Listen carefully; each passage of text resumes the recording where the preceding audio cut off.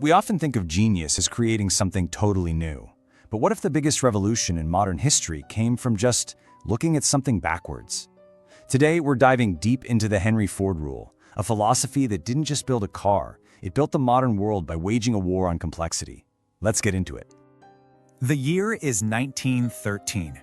Henry Ford was facing chaos, soaring demand for the Model T that his slow, traditional production methods could not meet. His solution was found not in a Chicago meatpacking plant. Seriously, he's watching these carcasses on hooks, moving down a line, with each worker making one single cut. Total disassembly. And then it hits him, that spark. He realized he didn't have to invent a single new thing. He just had to run the film in reverse. In this right here, this is the whole game. On the left, you have the old way, total chaos. Workers literally running around a stationary car, grabbing parts, getting in each other's way. It was a mess. Ford's revelation was just so simple it was brilliant. Stop moving the people, move the car. That single flip, from chaos to order, from worker in motion to product in motion, was the beginning of everything. So, to really get how massive this was, we're going to follow the idea's journey. First, we'll look at the failures that forged his mindset. Then, we'll nail down the actual rule he created from those hard lessons. After that, we'll hit the factory floor to see the system in action. And finally, we'll see how it all scaled up to leave the legacy he did. So let's start at the beginning. Part 1. Forged in failure. You gotta understand, Ford's obsession with making things simple wasn't some high-minded philosophy. Nope, it was a survival tactic, learned the hard way from his businesses crashing and burning. So, his first real venture, the Detroit Automobile Company, it went down in flames. And why? Because the cars were just too complicated, over-engineered, a pain to build, and a nightmare for customers.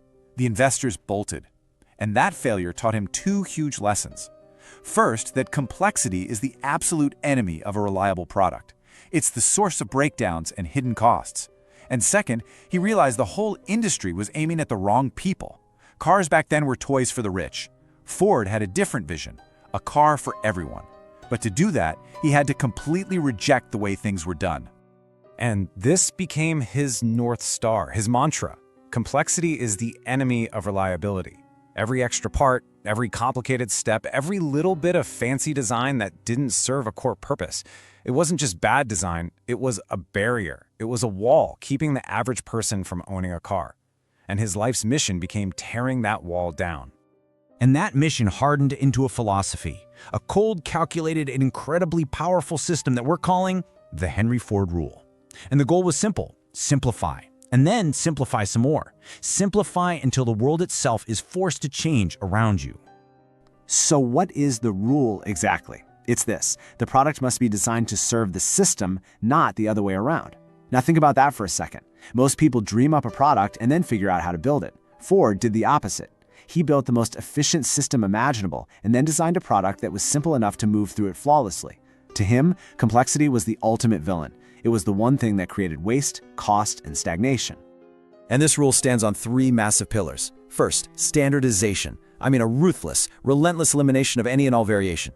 Second, the Assembly Line Doctrine, the idea that the product must flow like a river, never stopping. And third, vertical integration. This was about total control. Ford bought the iron mines, the rubber plantations, the whole shebang. Why? To stamp out any external chaos that could mess up his perfect, simple system. And you can't talk about standardization without this quote. Any customer can have a car painted any color that he wants, so long as it is black. Now this sounds like a joke, but it was pure, cold-blooded efficiency. At the time, Japan black enamel was the only paint that dried fast enough to keep up with the speed of his line. Any other color would have introduced complexity. It would have slowed things down. So the car was black. The product served the system. Period. Okay, so having a philosophy is one thing, but turning it into a humming, buzzing, world-changing reality is another. Let's move on and see how this all came together in the system in motion, taking these ideas from the page and putting them onto the factory floor.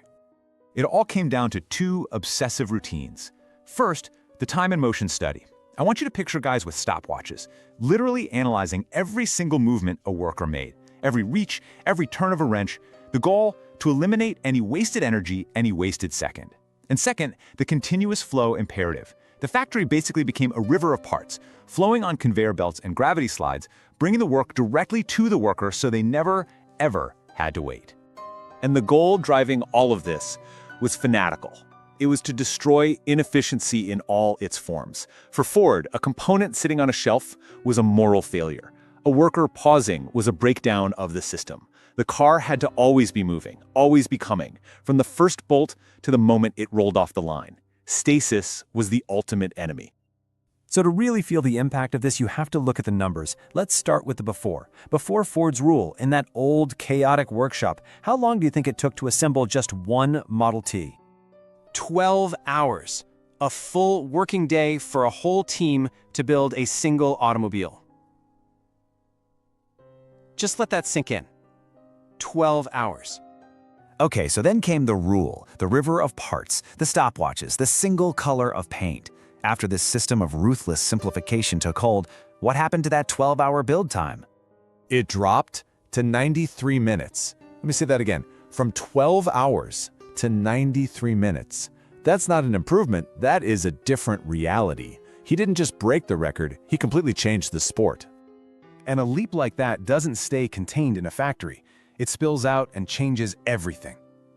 Which brings us to his legacy. This was never just about building cars. It was about putting an entire world on wheels. What he unleashed was a domino effect. His system created mass production on a scale no one had ever dreamed of. That incredible efficiency drove prices down, which unlocked the next domino, mass consumption. Suddenly, the average person could afford a car. This in turn led to the democratization of goods, as his methods were copied for everything. And finally, his system became the new global standard. He didn't just invent a new way to build, he invented modern industry itself.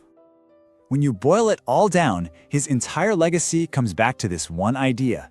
His real advantage wasn't money or machines, it was the sheer courage to simplify. To look at a complex problem and have the guts to strip it down to its absolute essential core. So, 100 years later, what does any of this have to do with you and me? Well, everything.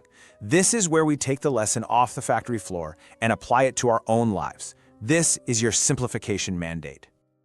I want you to ask yourself this, honestly. Where is the hidden complexity in your day? In your work, in your projects, in your personal life? What are the little variations, the pauses, the unnecessary steps that are costing you time and energy? What's your personal 12-hour assembly time that needs to be crushed? Here's the plan. First, eliminate unnecessary variation. Maybe that means creating a template for your weekly reports instead of starting from scratch every time. Decide once, then automate. Second, destroy moments of stasis. Find where your projects get stuck waiting for someone or something and build a system to keep them flowing. And third, commit to the simplest path. Before you start anything, ask yourself, what is the most direct, uncomplicated way to get this done? Resist that urge to overcomplicate. Look, Henry Ford built an empire on a simple, profound truth. Complexity is the enemy of execution. The Henry Ford rule isn't just about history, it's a blueprint for anyone who wants to make a real impact. It teaches us that whether you are building a company or building a life, simplification isn't just about being neat or efficient, it is the ultimate key to exponential impact.